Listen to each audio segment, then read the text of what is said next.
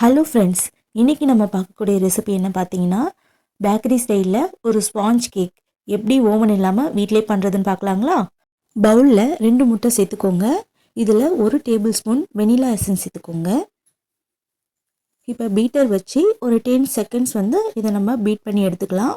ரொம்ப அதிகமாக போட்டு பீட் பண்ண தேவையில்ல, ஒரு 10 செகண்ட் பீட் பண்ணாலே போதும்.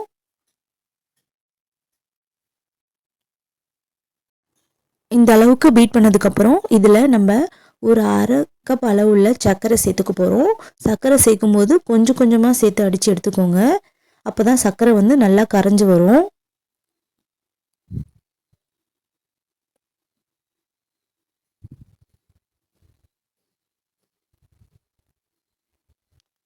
சர்க்கரை சேர்த்ததுக்கப்புறம் இதில் நம்ம ஒரு 1/4 கப் அளவுள்ள ஆயில் சேர்த்து பீட் பண்ணி எடுத்துக்கலாம்.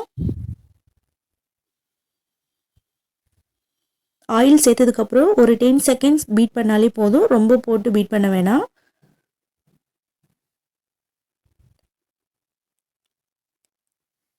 இதில் இப்போ நம்ம ட்ரை இன்க்ரீடியன்ட்ஸ் எல்லாமே சேர்க்க போகிறோம். அதில் பார்த்திங்கன்னா 1 கப் அளவுள்ள மைதா மாவு ஜலிச்சு எடுத்துக்கோங்க. இதில் 1 டீஸ்பூன் அளவுள்ள பேக்கிங் பவுடரும் சேர்த்துக்கோங்க. இப்போ ரெண்டுத்தையும் சேர்த்து நல்லா ஜலிச்சு எடுத்துக்கோங்க, கட்டிகள் எதுவும் இல்லாமல். எல்லாம் சேர்த்ததுக்கப்புறம் நல்லா சேர்த்து கலந்து விடுங்க. மாவு சேர்த்ததுக்கப்புறம் ஒரே டைரெக்ஷனில் தான் சேர்த்து கலந்து விடணும். மாற்றி மாற்றி கலந்திங்கன்னா கேக் சரியாக வராது உங்களுக்கு. இப்போ நம்ம பால் சேர்த்துக்கலாம். பால் கொஞ்சம் கொஞ்சமாக சேர்த்து மிக்ஸ் பண்ணி விடணும். பாலோடைய அளவு பார்த்திங்கன்னா ஒரு 4லேருந்து 5 டேபிள் ஸ்பூன் அளவுள்ள பால் மட்டும் தான் சேர்த்துக்கணும். பார்த்துட்டு சேர்த்துக்கோங்க, ரொம்ப அதிகமாக ஊற்றி சேர்த்துடாதீங்க. இந்த அளவுக்கு எல்லாம் சேர்ந்து நல்லா மிக்ஸ் பண்ணி விடுங்க. பேட்டர் ரெடியானதும் இப்போ நம்ம கேக் ட்ரேயில் மாற்றிக்கலாம். கேக் ட்ரேக்கில் பார்த்திங்கன்னா நெய் கொஞ்சமாக போட்டு ஸ்ப்ரெட் பண்ணி விடுங்க. அதுக்கு மேலே கொஞ்சமாக மைதா போட்டு நல்லா ஸ்ப்ரெட் பண்ணி விடுங்க எல்லா இடத்துலையும். உங்கள்கிட்ட பட்டர் ஷீட் இருந்தாலும் நீங்கள் பட்டர் ஷீட் போட்டுக்கலாம். இப்போ ரெடி பண்ணி வச்சுருக்க பேட்டரை இதில் ஊற்றிட்டு நல்லா டேப் பண்ணி விடுங்க, பபுள்ஸ் எதுவும் இல்லாமல். இப்போ நான் குக்கரை ஒரு 10 மினிட்ஸ் ப்ரீ ஹீட் பண்ணி வச்சுருக்கேன். அதில் இப்போ நம்ம ரெடி பண்ணி வச்சுருக்க பேட்டர் வச்சிடலாம். வச்சு க்ளோஸ் பண்ணிடலாம்.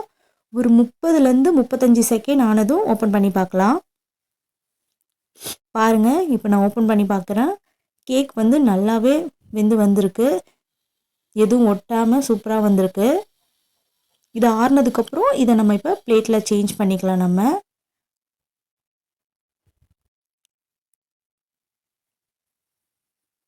இப்போ மேலே இருக்க லேயர் மட்டும் கட் பண்ணி எடுத்துக்கோங்க.